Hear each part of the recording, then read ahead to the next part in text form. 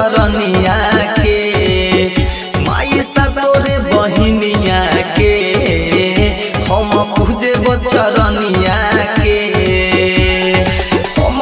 करब देवी माई के पूजनमा गोदिया में मांगले हम सुघर लालनमा माई महरनिया से माई सतोरे बहिनिया के हम पूजे बचरनिया के माई सतोरे बहिनिया के हम पूजे बचरनिया के हम पूजे बचरनिया के माई सतोरे बहिनिया के हम पूजे बचरनिया के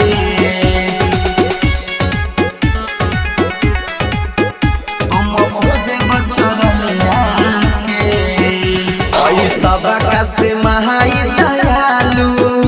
और देली झोली खाली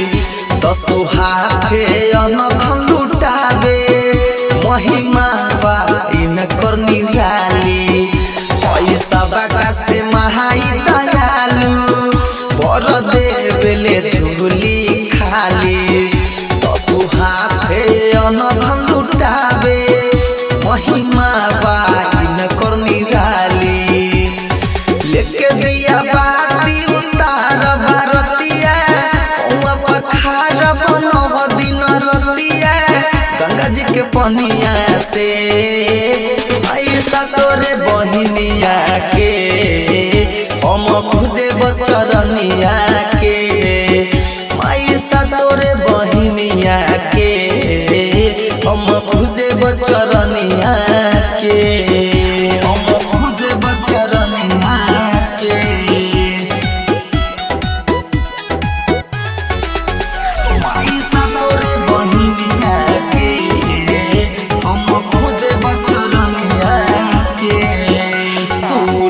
से पाठ करवाई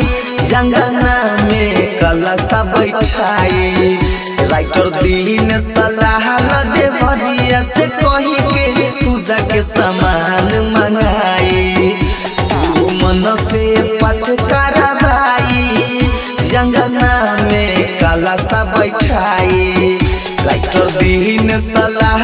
दे भरिया से कही के पूजा के सामान मंगाई और बिना सोनी बनी है पुजारी पंडित जी के पतारा दी है उजारी लागल सोनिया आई ससुरे बहिनिया के हम पूजे बचरनिया के आई ससुरे बहिनिया के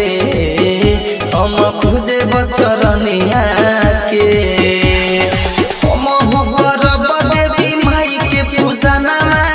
गोदिया में मांगले हम सुघर लालनमा माई महरनिया से आई सतोरे बहिनिया के